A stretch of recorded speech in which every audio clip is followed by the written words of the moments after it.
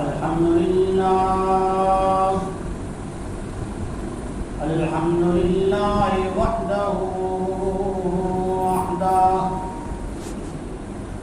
وحده لا شريك له ولا ند له ولا مثل له ولا مثال له ولا شبه له ولا نظير له ولا وزير له الذي لم يتخذ صاحبة ولا ولدا ونشهد أن سيدنا وسندنا وشفيعنا ومرشدنا ومحبوبنا ومحبوب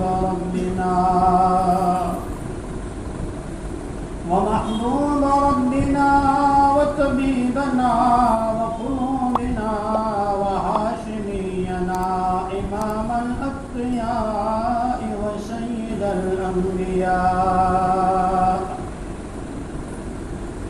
محمد وعلى آله وأصحابه وأتباعه أجمعين إلى يوم الدين.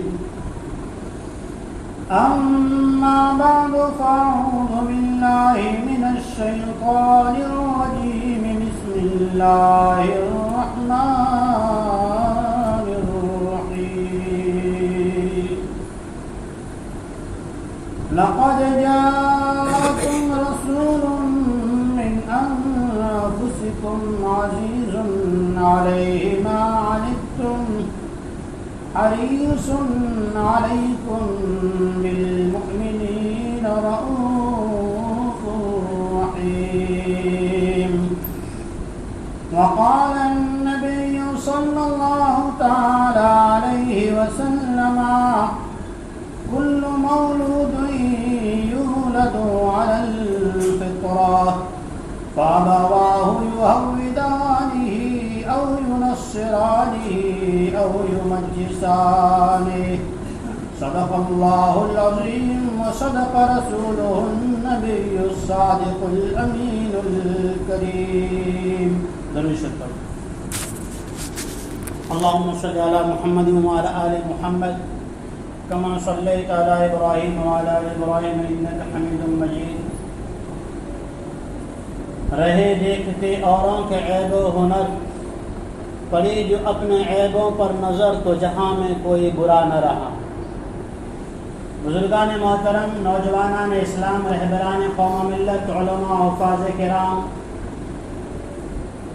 دنیا کے اندر آنے والی تمام مخلوقات زندگی کیسے جینا، کیسے گزارنا یہ سیکھ کر پیدا ہوتی ہے. پرندے کا بچہ انڈے سے نکل کے دانہ چگنا شروع کر دیتا ہے، دوڑنا بھاگنا شروع کر دیتا ہے. چوپائے کا بچہ آدھے گھنٹے کے بعد چلنا پھرنا شروع کرتا ہے. لیکن انسان کو اللہ جل شانہ نے بتدریج آہستہ آہستہ دھیرے دھیرے بڑا کیا. وَحَمْلُهُ وَفِصَالُهُ 30 شهرا. ماں کے پیٹ میں آیا، باپ کی کمر سے نکل کے ماں کے مادر رحم میں گیا، وہاں سے لے کے اس کے بولنے تک 30 مہینے. وَالْوَالِدَاتُ يُرْضِعْنَ أَوْلَادَهُنَّ حَوْلَيْنِ كَامِلَيْنِ لِمَنْ أَرَادَ أَنْ يُتِمَّ الرَّضَاعَةَ. 2 سال تو دودھ پیتے نکل جاتے ہیں. اللہ تعالیٰ نے مجھے اور آپ کو زندگی کیسے جینا یہ سیکھنے کا مکلف بنایا. بغیر سیکھے ہم کچھ نہیں کر سکتے. لیکن ہم نے اس بات کو سمجھا نہیں، ہم نے اس بات کو کبھی توجہ نہیں دی. ان لوگوں نے توجہ دی جس وقت میرے آپ کے آقا امام الانبیاء خاتم النبی رحمت عالم محمد مصطفیٰ صلی اللہ تعالی علیہ وسلم کی بعثت ہوئی. مشرکین مکہ جاہل دھرم کو ماننے والے ایسے تھے جو اندھ بھکت تھے. وہ کسی بھی چیز کو سوچتے نہیں تھے. جا رہے کام پر کسی نے پیچھے سے آواز دی، کہتے آج کام نہیں ہوگا، واپس چلو. اگر کسی جگہ رشتے کی بات کرنے جا رہے حرم میں آتے، تیر نکالا، لکھا ہوا ہے لا اٹلے ناٹ، نو نہیں ہوگا، واپس۔ ان کو ڈر لگا کہ اگر سچے نبی نے انکار کیا تو بھی ہم برباد، اگر نعوذ باللہ سچے نہیں ہیں مان لیا تو بھی برباد، کیا کرنا چاہیے؟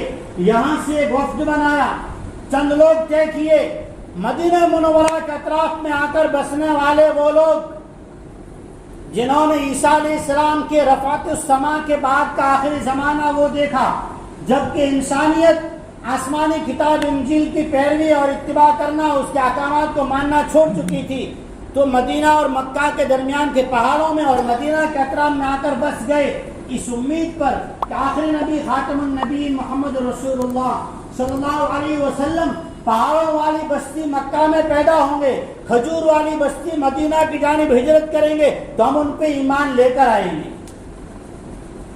یہاں تک لکھا ہے مفسرین کرام نے، ابن کثیر رحمۃ اللہ علیہ نے لکھا، علامہ جزری رحمۃ اللہ علیہ نے لکھا کہ مدینہ کے اطراف میں رہنے والے یہودی جو ہے نا، وہ تو مشرکین جو تھے ان کو کہا کرتے تھے جب آخری نبی محمد آئیں گے ہم ان پہ ایمان لائیں گے، پھر تم کو ستائیں گے، ماریں گے، بولے نکالیں گے۔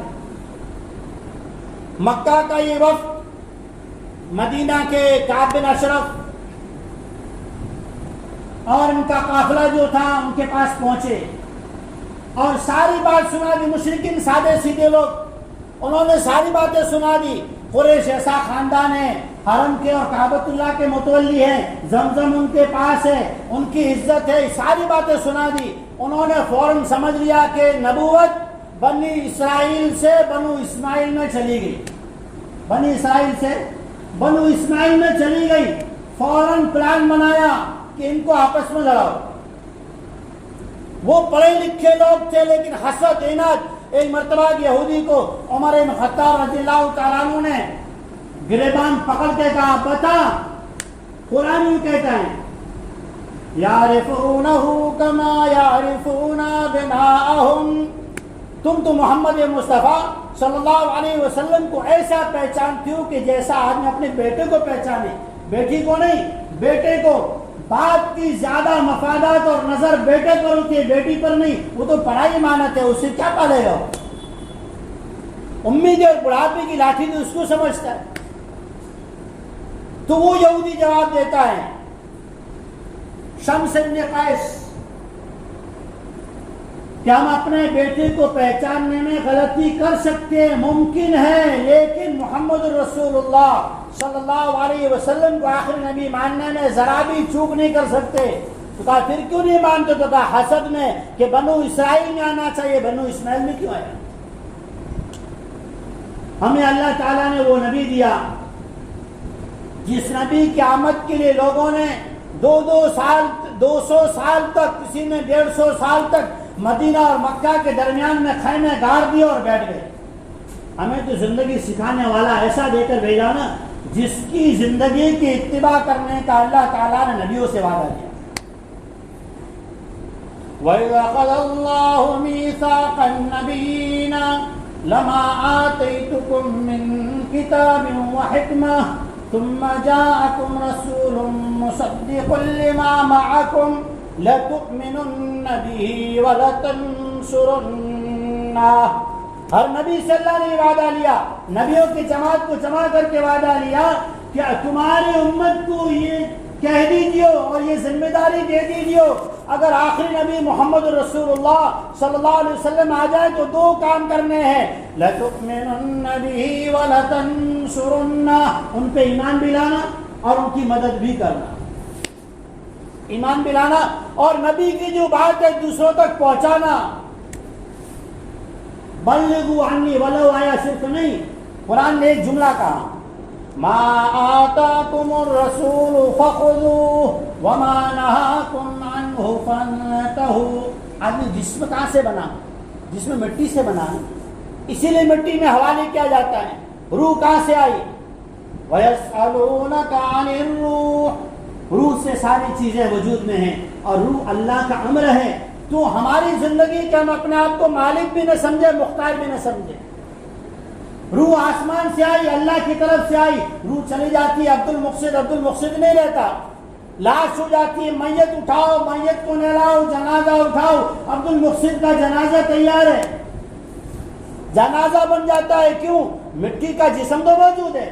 جس میں بیمار ہوتا ہے کیا کرتے ہیں؟ ڈاکٹر کے پاس جاتے ہیں. آج ہماری سوچ دیکھیں, آج مسلمان کی سوچ بولے نماز, روزہ, زکوٰۃ, حج, عمرہ, صدقہ, فطر اور خیر خیرات, عقیقہ, ختنہ, اس میں تو مولوی صاحب کو, مفتی صاحب کو دریافت کرو. اس کے علاوہ بولے مائی لائف مائی چوائس, میری ڈیسائیڈ کی جائے گی, میری زندگی ہے, میں جانوں, میں کروں. اس میں مولوی صاحب کو, مفتی صاحب کو کیا پوچھنے کا؟ حالانکہ آنکھ کھلنے سے آنکھ بند ہونے تک میں اور آپ مکلف ہیں اللہ کے احکامات کے اور آقا مکی مدنی امام الانبیاء خاتم النبیین محمد رسول اللہ صلی اللہ علیہ وسلم کی اطاعت و فرما برداری کرنی. ہم بیمار ہوتے ہیں, ڈاکٹر کے پاس جاتے ہیں, چیک اپ کر کے رپورٹ دیتا ہے تم نے شوگر ہے. اب اس کو اگر کہیں مہمان بناؤ تو کان میں کہتا ہے اپنا ماتے شوگر لیس لاؤ, کہتا ہے نا. ڈاکٹر نے کہا بخار ہے, بڑھ جانے کا خطرہ ہے. اب کسی نے کہا چلو شربت روحی افزا پی لو, آپ نے ٹھنڈو نہیں چاہ رہے, ڈاکٹر صاحب نہ کی ڈیلی سے. یہاں زندگی اور جسم کے لیے یہ کیوں معلوم؟ وہ کسی عقل مند نے کہا کہ ہماری تیاریاں جو ہے نا وہ جینے کی ہے, جبکہ دنیا میں آئے کیوں ہے؟ جانے کے لیے. تیاریاں کیا کر رہے ہیں؟ جینے کے لیے.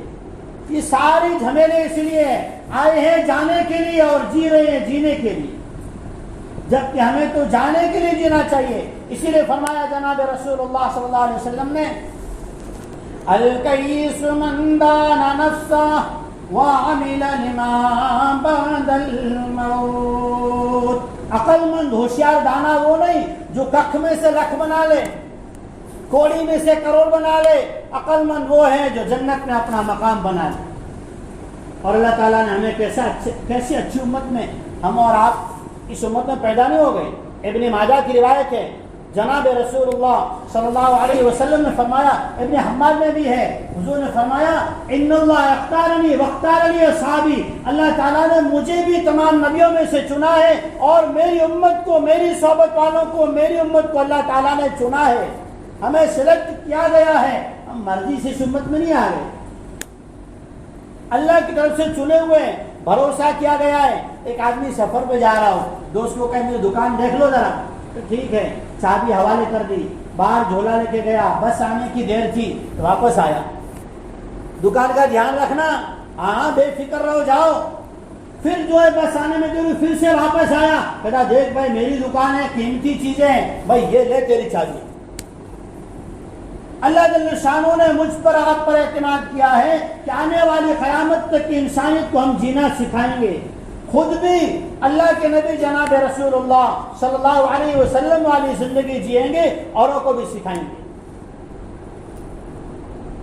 اسی لیے وہ کسی نے کہا جینا وہ کیا جینا ہے جس میں عشق جانا نہیں, جینا وہ کیا جینا ہے جس میں عشق جانا نہیں.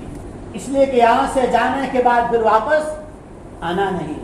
اللہ جل شانہ نے ہمیں وہ نبی دیے جس نبی کی امت میں آنے کی وجہ سے ہزاروں انعامات ہمارے پاس ہیں. ہم کیا بولتے ہیں؟